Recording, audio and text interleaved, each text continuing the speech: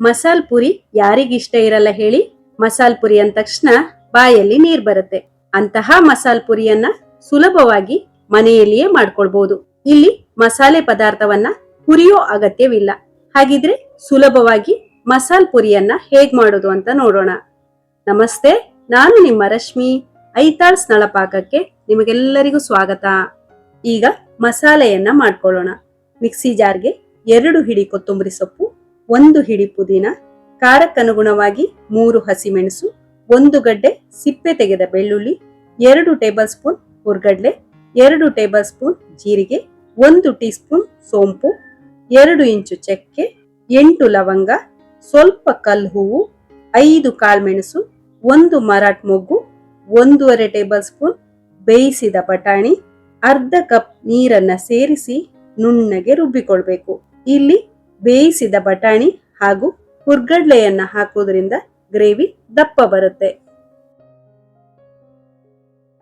ನಾನಿಲ್ಲಿ ಮಾಡುವ ಪ್ರಮಾಣ ಜಾಸ್ತಿ ಆಗಿರುವುದರಿಂದ ಕುಕ್ಕರ್ನಲ್ಲಿ ಮಾಡ್ತಾ ಇದ್ದೀನಿ.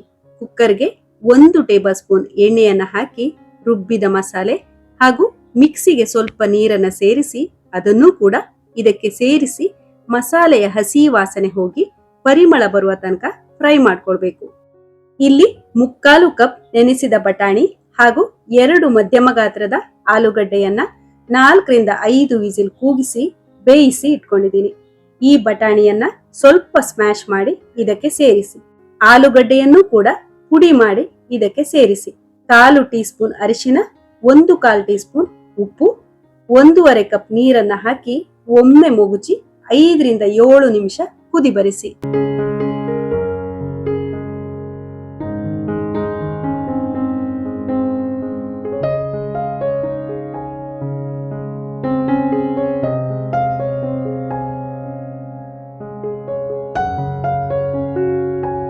ಈಗ ಘಮಘಮ ಪರಿಮಳ ಬರುವ ಮಸಾಲೆ ರೆಡಿ ಆಯ್ತು. ಇದನ್ನ ಈಗ ಪ್ಲೇಟಿಂಗ್ ಮಾಡೋಣ. ಒಂದು ಪ್ಲೇಟ್ಗೆ ಪೂರಿಯನ್ನ ಹಾಕಿ ಸ್ವಲ್ಪ ಪುಡಿ ಮಾಡಿ ಇದಕ್ಕೆ ಮಾಡಿಕೊಂಡಿರುವ ಬಿಸಿ ಬಿಸಿ ಮಸಾಲೆಯನ್ನ ಹಾಕಿ ಮೇಲ್ಗಡೆ ಹೆಚ್ಚಿದ ಈರುಳ್ಳಿ, ಹೆಚ್ಚಿದ ಟೊಮೆಟೊ, ಸಣ್ಣ ಹೆಚ್ಚಿದ ಕೊತ್ತಂಬರಿ ಸೊಪ್ಪು, ಸೇವನ್ನ ಉದುರಿಸಿದ್ರೆ ಮಸಾಲ್ ಪೂರಿ ರೆಡಿ ಆಯ್ತು. ಎಲ್ಲೋ ಹೋಗಿ ಅಂಗಡಿಯಲ್ಲಿ ತಿನ್ನೋದು ಇದ್ದೇ ಇರುತ್ತೆ. ಮನೆಯಲ್ಲಿ ಮಾಡಿ ತಿಂದ್ರೆ ಅದರ ಖುಷಿನೇ ಬೇರೆ. ಹಾಗಿದ್ರೆ ನೀವು ಕೂಡ ಈ ಮಸಾಲ್ ಪುರಿಯನ್ನ ಮಾಡಿ ನೋಡಿ. ಈ ವಿಡಿಯೋ ನಿಮ್ಗೆ ಇಷ್ಟ ಆಗಿದ್ರೆ ಲೈಕ್ ಮಾಡಿ, ಶೇರ್ ಮಾಡಿ, ಹಾಗೆಯೇ ನಮ್ಮ ಚಾನೆಲ್ಗೆ ಸಬ್ಸ್ಕ್ರೈಬ್ ಮಾಡೋದನ್ನ ಮರಿಬೇಡಿ. ಧನ್ಯವಾದಗಳು.